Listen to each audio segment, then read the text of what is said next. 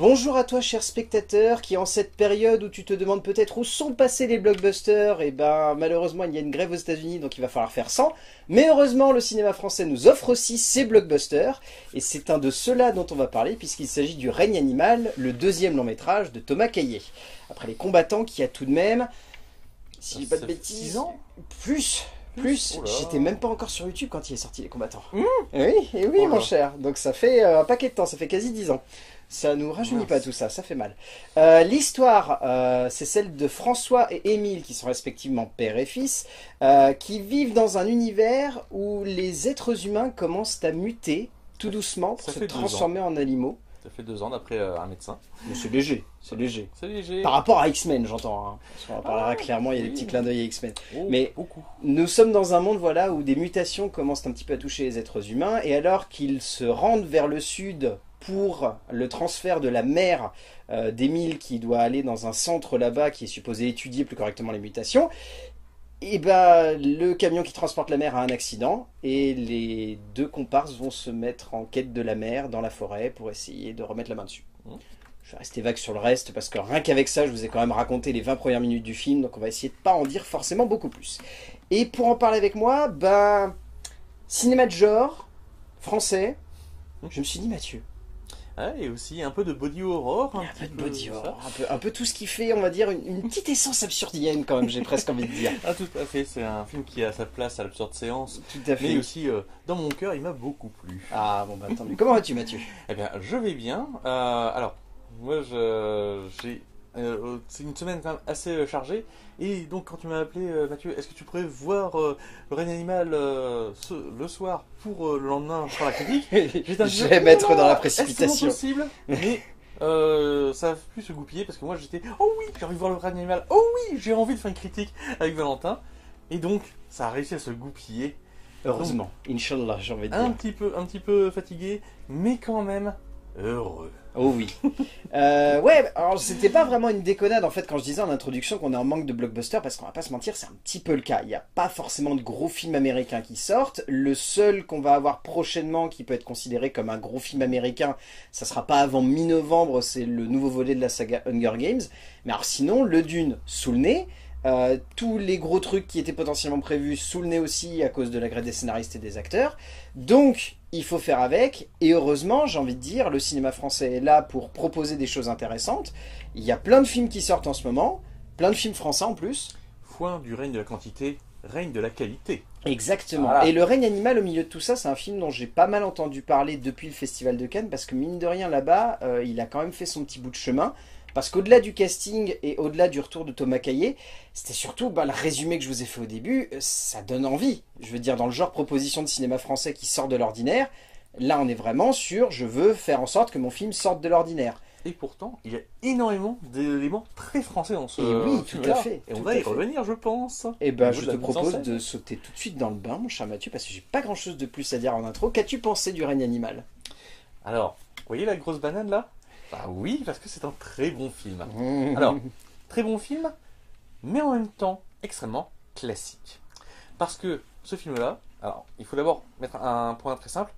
Les X-Men, Cronenberg, ce sont des sagas, enfin des sagas ou des auteurs qui ont débroussaillé une certaine façon de penser la mutation, le corps, l'ostracisation aussi, qui fait que justement on est dans un bain culturel.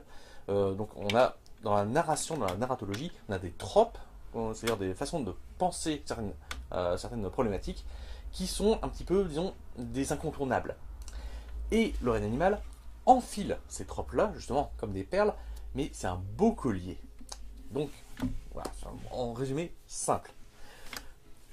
Je vais que te soutenir là-dessus. Non, j'ai vraiment adoré Le Règne animal. Je trouve que c'est un film qui est original tout en étant français. Ce qui n'est pas un point péjoratif, c'est bien de le préciser, c'est juste que ça assume son côté français. Ça veut dire que moi, quand j'ai vu le film, j'avais vraiment l'impression de me dire putain, on dirait les X-Men, mais en France, c'est bien fait. Vraiment avec le bon contexte social qu'il faut, la bonne réflexion culturelle, le bon cheminement dramatique, la belle évolution de personnages. Ça reste ancré dans la culture française et on n'a pas la sensation que c'est un film qui va absolument faire un truc à l'américaine. Et là-dessus, respect, quoi. Universel dans son message. C'est ça, c'est très universel, ça porte vraiment un message de bienveillance. Ben, en fait, ça parle ça parle exactement de la même chose que faisait X-Men, mais avec le côté historique en moins. Parce que X-Men a vraiment le poids historique, avec le personnage de Magneto qui a connu la Seconde Guerre mondiale, qui a survécu au camp de concentration, donc là c'était beaucoup plus dur. Là c'est vraiment plus, je dirais pas un côté léger, mais plus naturaliste, plus réaliste. Est-ce que tu as remarqué pourquoi? Allez vas-y, guide-moi mon Pour ça, il cher. faut aller sur un petit point polémique. Les X-Men, c'est américain, et ça a été écrit au départ par des personnes d'origine juive. Donc Stan Lee par exemple, qui était juif. Or, justement, les Américains se pensent comme étant une nation exceptionnelle à travers le monde, et aussi les Juifs sont, en tant que peuple élu, une exception parmi les nations. Donc, exceptionnalisme sur exceptionnalisme, les X-Men, c'est vraiment, on est très différents, mais c'est surtout, on se regarde nous-mêmes. Or, justement, dans le règne animal, on ne regarde pas les mutants depuis les mutants, on regarde les mutants depuis les normies, depuis les mecs lambda, qui sont les grands oubliés de X-Men et d'autres sagas aussi. Mais... T'allais dire Star Wars, t'allais dire Star Ah Wars. oui, parce que là, à part les Jedi, excusez-moi, mais est-ce que on voit véritablement des gens vivre dans l'univers Star Wars, à part avec le film, avec la série Andor, pas grand-chose. Parce que là, justement, qu'est-ce qu'on a? Nous avons des êtres humains qui, justement, confrontés à la mutation, justement, commencent à avoir peur. On sait maintenant pourquoi est-ce que des humains ont peur de mutants. Et surtout, là, c'est pas des mutants. Excusez-moi, je ressemble exactement aux autres humains. Mais là, je peux vous tirer des lasers. Voilà, là, il y a vraiment là, le côté. Ils ne peuvent pas se cacher véritablement. Ouais, c'est ça. À part au niveau des yeux, là, le regard reste humain, même quand on est quasiment complètement transformé. Et là, les personnages mutés aussi sont exceptionnels, dans le sens où justement, ils transcendent les capacités humaines, que ce soit par la capacité de voler, un odorat beaucoup plus fort, mais en même temps, là, ce qu'il montre, c'est que ce n'est pas seulement un pouvoir plus puissant qu'un être humain, c'est aussi une angoisse. Et ça, c'est quelque chose qui était oublié, sauf par exemple par les 4 Fantastiques de Josh Trank, où là, justement, les 4 Fantastiques, bah, quand même, leur pouvoir au départ, ils les kiffent pas beaucoup. Hein. Non. Et ben là, c'est Ok, pareil. non. On ne kiffe pas beaucoup les bestioles, comme on les appelle, mais aussi, on arrive à les comprendre, à rentrer en empathie. Et c'est fait avec des personnages, des oignons, des petits oignons. Et ben je te propose qu'on plonge tout de suite dans le bain justement de cette partie-là en parlant de l'écriture. Donc ce qui est intéressant en fait, c'est que à la base, donc, si je ne me plante pas, Thomas Caillet sort de 3IS. Ouais. Et en plus, Pauline Munier, sa co-scénariste, Oui. était une étudiante de 3IS au moment où lui était déjà réalisateur. Et c'est elle qui est à l'origine de l'histoire. Exactement, originale. exactement. C'est elle. Et donc du coup, ils ont travaillé ensemble pour composer le film. Ce qui est très intéressant parce que du coup, moi, par très peu d'aspects finalement, hormis le côté fantastique, j'ai retrouvé ce qu'il y avait dans les combattants de Thomas Caillet. J'ai vraiment une impression que... C'est ça le souci. Oh, c'est pas un gros souci, t'inquiète. Mais en gros, il avait vraiment cette même manière d'ostraciser ses personnages, ou en tout cas de les sortir un petit peu de la société. De toute façon, les combattants parlaient de survivalisme, donc à partir de là, il y avait vraiment une envie de faire sortir des personnages d'un carcan, on va dire, sociétal, pour les amener en dehors de celui-ci. Il y a une continuité ici, clairement, dans le règne animal, avec justement la présence des créatures, etc. Mais c'est encore plus poussé ici, parce qu'il y a encore une fois cette grande idée, je trouve, dans ce type de film, c'est de ne pas tout miser sur les personnages, mais aussi de miser sur un contexte, et de placer ce contexte justement et naturellement, pour qu'on n'ait pas 10 000 questions qui nous viennent en tête, et qu'on ait envie d'avoir 10 000 réponses. Et ça, c'est typiquement la mise en scène à la française. Pour donner un truc très simple, à un moment, au tout début du film, nous sommes dans une salle d'attente, où justement donc Émile et François attendent pour aller voir la mère qui est en train de muter. Et qu'est-ce qu'on a dans le fond, dans le flou, un mutant qu'on devine, et on n'est pas en train de le regarder. Oh, regardez, c'est incroyable, c'est Il n'y le a pas mutant. besoin d'avoir une Voilà. netteté en plus. Voilà. Et Ça, on aura a l'occasion de la l'évoquer dans la présence. mise en scène, mais c'est très très bien fait, La ça présence. aussi. C'est très très bien fait. Donc, ce qui donne un contexte général à une scène, ou encore un truc, mais alors là, que jamais les Américains n'auraient l'idée de le faire, c'est dans la scène de la fête de la Saint-Jean, toutes les discussions qu'ont les ados entre eux, donc, dont fait partie Émile, parce qu'il est dans le petit groupe, justement, des jeunes de son âge, et à un moment, ils se prennent de la bière, et ils font à la jeunesse, et il y a un mec sur des échasses qui prend merci mon gars, oh putain, vous faites ça chaque année. Cette phrase-là, c'est du français pur jus. Parce que là, justement, qu'est-ce qu'on a avec cette phrase-là? On a un contexte, on a des années qui sont expliquées en une phrase, et ça ne sert pas le récit, ça sert juste le contexte, l'univers. c'est bon quand c'est fait comme ça. Ben non, mais c'est encore une fois ce qui manque à beaucoup de films français aussi, c'est bon de le préciser, Bien c'est sûr. la subtilité, justement, l'élégance de se dire pourquoi faire ça avec 10 lignes de dialogue lorsque juste une phrase avec une autre peut suffire. Voilà. Un petit couple juste qui va simplement donner lieu à quelque chose de fort. Et c'est ça en fait qui brille ici. C'est encore une fois cette idée aussi qui était présente dans Les Combattants de n'avoir que deux vrais personnages principaux. Ouais. De ne pas s'élargir avec une galerie de personnages peut-être un petit peu trop large pour les principaux, Ouais. j'entends. Et de passer d'un personnage principal à un autre. C'est ça, et d'alterner justement entre François et Émile de manière très intelligente pour placer des contextes très différents. Je vous spoil pas ce qui arrive à Émile parce que ça serait dommage que vous le sachiez, mais du coup, On devine assez vite quand même. on le devine assez vite, mais on le sait pas forcément au début, et je Oui. trouve que c'est assez intéressant. Et François, par contre, a un vrai regard global, puisque au-delà d'avoir un regard de père, il a aussi son regard de mari, et le regard de mari est forcément impacté par la transformation de sa femme, et par le fait qu'il soit obligé finalement de devenir un père célibataire de façon contrainte. C'est une thématique du deuil qui est bien appliquée. Et puis surtout, Un deuil sans être un deuil, en plus, qui est très intelligent et très fort. bah oui, c'est lorsqu'il y a une disparition de quelqu'un et qu'on ignore justement ce qu'il devient, bah, c'est la difficulté justement de faire le deuil. Là. Actuellement, il y a l'affaire, c'est Lina, si je me souviens bien, qui a disparu et justement, bah, les parents ne savent pas quoi faire de leur deuil. C'est donc justement c'est une souffrance et c'est très bien transcrit ici. C'est une coïncidence, mais c'est une coïncidence qui est malheureusement illustrée par un terrible fait divers. C'est ça. Et en plus, ici, c'est très bien impacté par le fait que justement, on ressent toute cette émotion tout du long de l'écriture. Enfin, c'est un truc qui peut ne pas être très subtil des fois dans les films, de justement amener trop d'émotions et de faire en sorte que le spectateur ressente peut-être beaucoup trop de choses. Et peut-être se perdre dans ce flot un petit peu de sentiments qui parfois, bah justement, vont découler vers cette expression de bons sentiments où du coup, on a l'impression que c'est un trop-plein.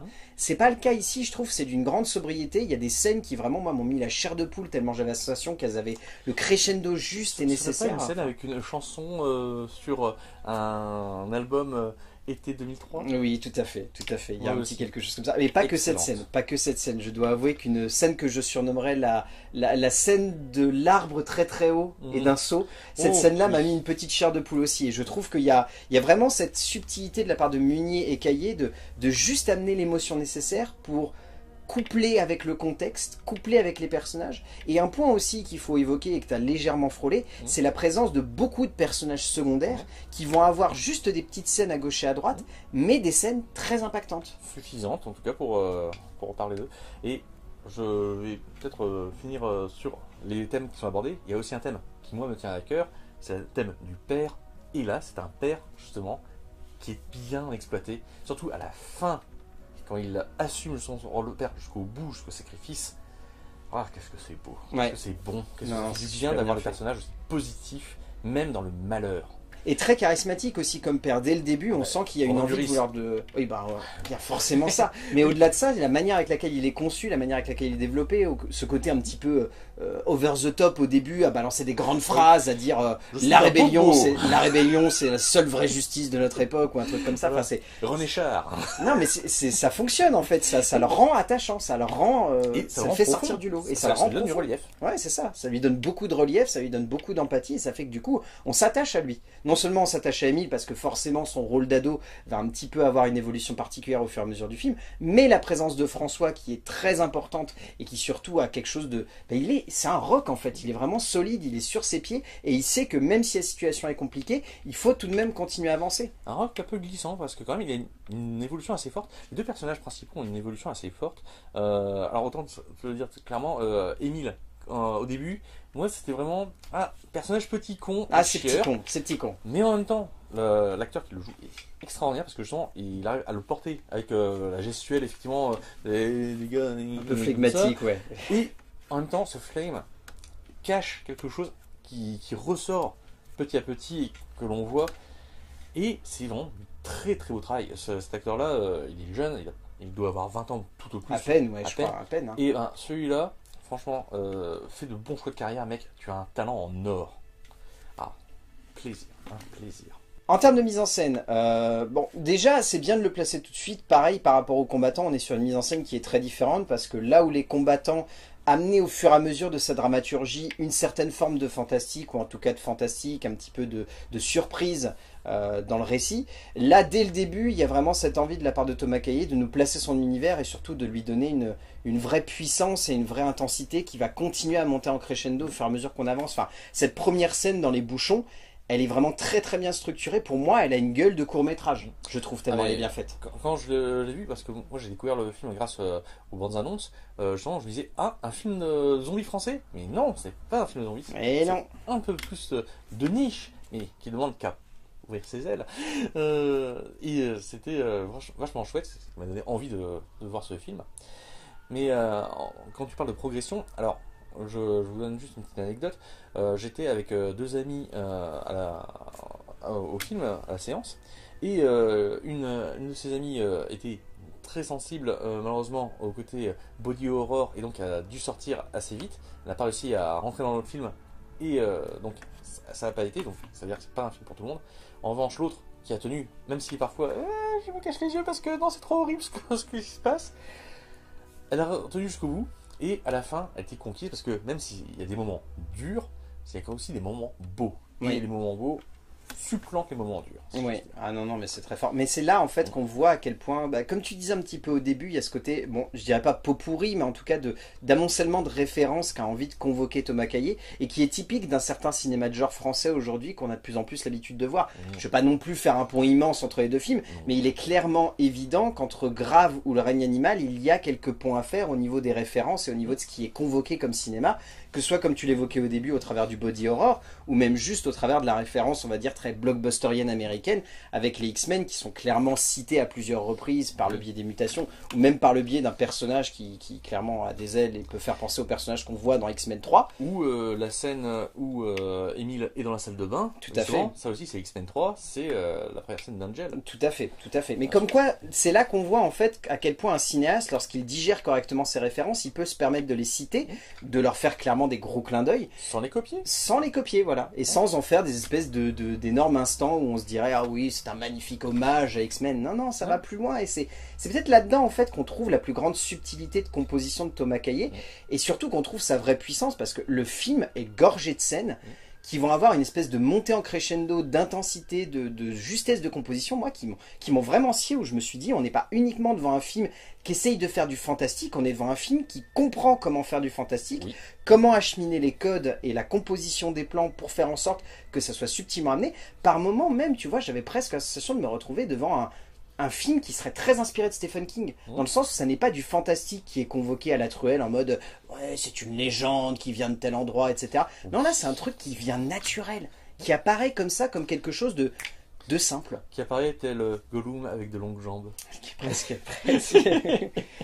Pas loin de ça. On pensé à ça lorsqu'on a vu c'est vrai, la scène en question. Oui. Mais aussi, quelque chose qui se voit très très bien à l'écran, c'est le budget. Alors, j'ai pas fait mes recherches là, ce coup-ci, honte sur moi, pour voir combien il y avait de budget, mais il y a des scènes qui, on voit qu'effectivement, il y a eu des moyens qui ont été déployés, et ils ont été bien déployés. C'est pas des scènes tape à l'œil, un truc tout bête, tout simplement, une rue où passent des camions militaires. Mais pour louer ces camions militaires, faut quand même quelques dizaines de milliers d'euros, au minimum. Donc un plan qu'on fait, et qu'on fait aussi durer, qu'on utilise, qu'on montre bien, pas de manière vulgaire, mais souvent de manière contemplative, on va dire, et qui est à coûter aussi cher, c'est un investissement, c'est parce que c'est signifiant. Et quand un plan justement est cher, non pas pour regarder oh popcorn, mais à la place pour montrer voilà mon univers, ça fait du bien.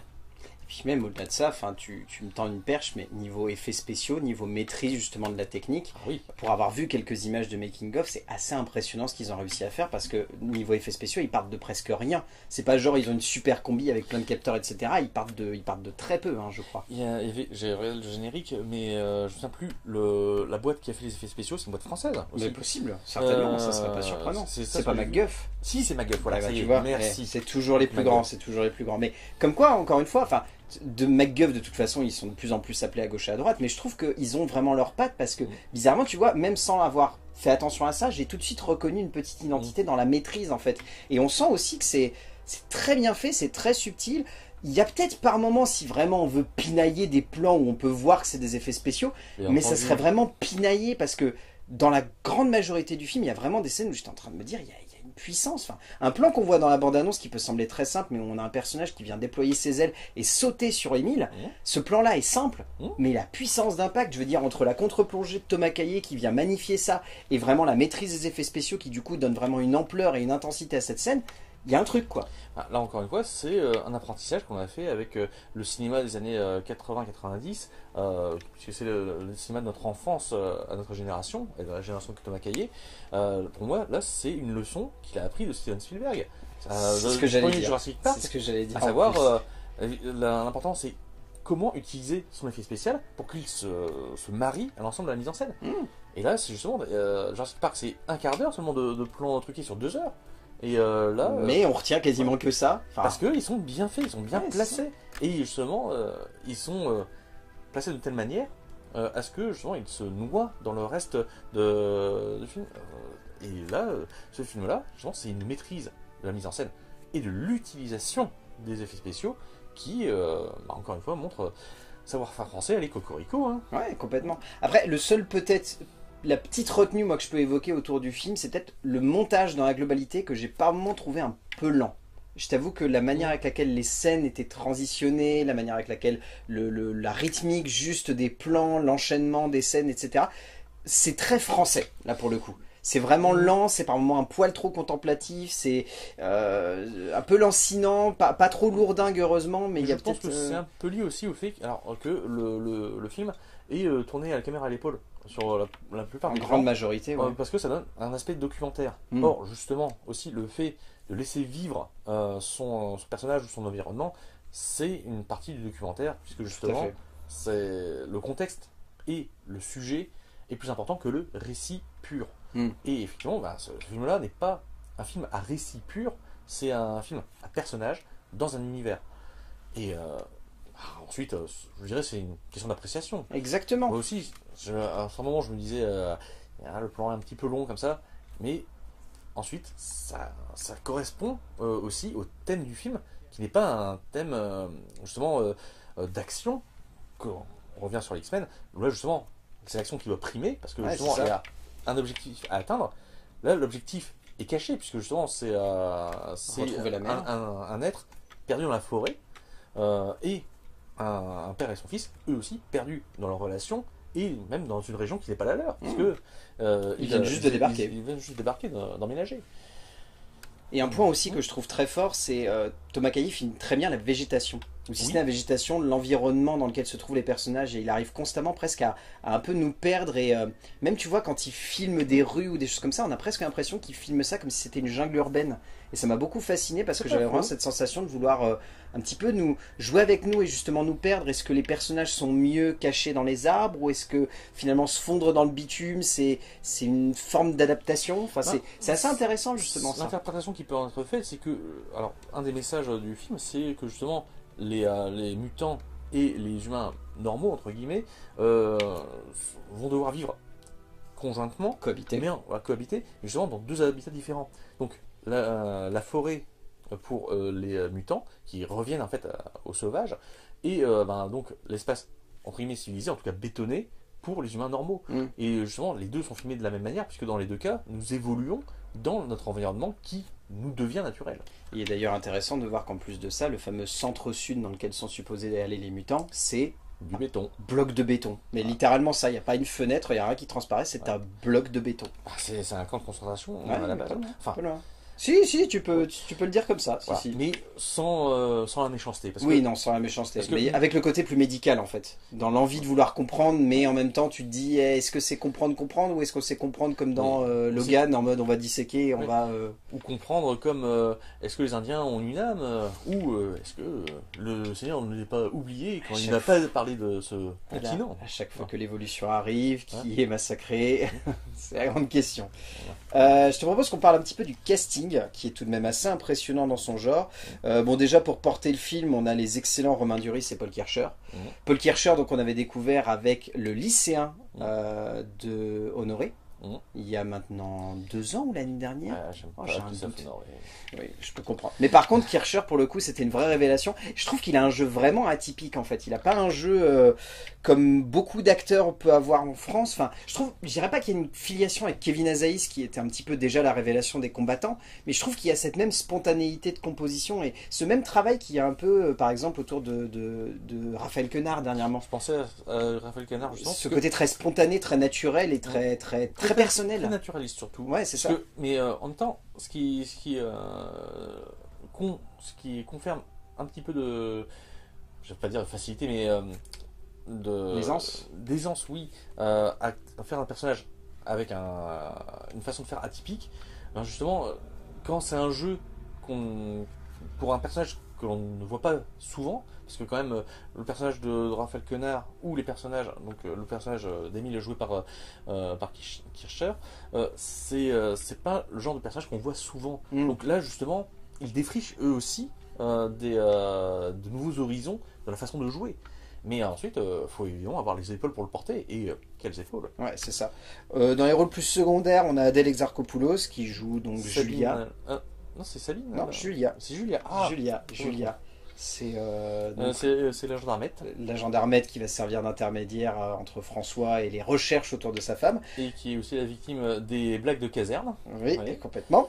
Nous avons Tom Mercier qui joue Fix, qui est donc le fameux grand oiseau. aigle qu'on voit dans la bande-annonce, qui est très impressionnant parce que j'ai vu qu'il avait fait un sacré travail et quasiment tous les sons d'oiseaux qui sortent, c'est des vrais sons que lui a fait. Visiblement, il travaillait même en dehors des scènes, il était un peu en train de faire des espèces de... Voilà. En tout cas, il est entré dans ce personnage et, je veux dire, pas un pet où on le voit sortir de son rôle. Ah non, c'est impressionnant. On a Billy Blaine qui joue donc Nina, la jeune fille avec laquelle Émile va avoir une petite relation, qui est vraiment bien elle aussi. Alors, là par contre, je sais pas si les personnes qui ont un TDA sont comme ça, mais j'ai trouvé une petite dissonance parce que le moment où elle est présentée, elle a un comportement vraiment très spécial, mais elle devient de plus en plus, disons, normale au fur et à mesure du film. Donc là, j'étais un petit peu mi-figue mi-raisin. Ce qui n'empêche pas quand même que l'actrice, elle, est très bonne. Ouais, Elle fait non, bien elle est son vraiment travail. bien. Et nous avons Romain Duris. Et Romain Duris, qui est un de mes acteurs préférés de sa génération. Donc, Il n'y a pas grand chose à dire, en fait, moi je le trouve parfait, mais ça ne me surprend pas de la part de Romain Duris, qui est vraiment un acteur qui sélectionne de manière très fine les films dans lesquels il tourne. Je veux dire, cette année, on l'a vu dans la série Salade grecque, mais sinon, on l'a vu que dans Les Trois Mousquetaires et Le règne animal. eh bien, espérons que comme ça, il porte encore son évolution sur d'autres C'est projets aussi bien, parce que c'est un nom qui peut justement aider un projet à se faire. C'est ça. Et là, franchement, il donne beaucoup de sa personne au film, et je trouve que sans lui, le film n'aurait pas la même saveur, parce qu'il porte extrêmement bien le rôle du père, il lui donne beaucoup de puissance, comme j'évoquais avant, beaucoup de charisme et beaucoup d'intensité. Et il y a vraiment des scènes où je trouve qu'il apporte vraiment un petit plus, quoi. Et beaucoup aussi de ces mouvements, de ces mimiques, qui soulignent son état d'esprit, sont extrêmement subtils. À certains moments, même, tu as deux mouvements contradictoires envers son fils, à la fois pour lui montrer qu'il l'aime, et en même temps qu'il a peur de lui. Ouais, c'est ça. Et ça, c'est Ah, quand même très difficile à... super bien fait, et c'est très élégant, très élégant. Nous arrivons à la fin de cette vidéo. Qu'est-ce que tu retiens du règne animal, mon cher Mathieu? Alors, je retiens beaucoup de choses. Je retiens déjà le film. Je retiens que la France peut faire de véritables miracles au niveau cinématographique. Je retiens aussi que quand les Américains nous laissent un peu de place, nous pouvons la prendre. Désolé. Il faut. Je suis patriote un petit peu trop. Mais en même temps, là, c'est un film qui pousse au plaisir cinéphile, mais aussi à l'envie, justement, de profiter de notre industrie cinématographique, justement pour faire des propositions de ce genre-là. C'est important que le cinéma, justement, se diversifie autant. Ouais. Voilà. Et ben, je vais complètement t'approuver. J'ai juste envie de bien dire que d'aller tu m'approuves. voir le règne animal. Vraiment. Soyez curieux, allez essayer vraiment, parce que si vous êtes fan de divertissement et que vous avez en même temps envie de voir un cinéma un petit peu atypique et qui sort de l'ordinaire, Le règne animal, c'est exactement ça. Ne vous fermez pas la différence. Non, mais clairement, non, mais clairement, c'est le message du film. Mais au-delà de ça, c'est vraiment ce qu'il faut avoir comme état d'esprit en allant voir le film. Le film est super bien distribué pour un film de genre français qui tente un truc audacieux. C'est super bien porté par les acteurs. Le réalisateur est extrêmement talentueux. Il y a une vraie passion pour à la fois le cinéma de genre, le body horror, le fantastique, le blockbuster. C'est un film qui rassemble tout ce qui devrait faire l'essence d'un très bon film français audacieux, intense et prenant. Par pitié, si vous avez mal quand vous voyez quelqu'un en train de se ronger les ongles, passez outre le body horror, vous gagnerez une perle. Ouais, clairement. Foncez voir Le règne animal de Thomas Caillet, vous n'allez pas le regretter une seule seconde. S'il vous plaît, soutenez le cinéma français de qualité. C'est sur ces belles paroles que nous allons nous quitter. Merci mon cher Mathieu. Merci encore à toi de m'inviter. Mais tu sais bien qu'à chaque fois c'est un plaisir de t'avoir ici et de parler de cinéma et de voir à quel point tu as des connaissances. Plaisir doublé, triplé. Quadruplé. Même j'ai envie de dire quadruplé, quintuplé, tout ce que vous voulez. Allez voir le film. Voire quadrupède, un certain nombre. Bien placé, bien placé. D'ici là, on va dire aux gens d'aller voir des films parce que c'est bien d'aller voir des films et qu'on se retrouvera ici pour parler de films, bien évidemment. A plus. Ciao. Ah si, lui il se plante au box-office, ça va me faire chier, putain. Non, ça va me faire chier. il ne faut pas.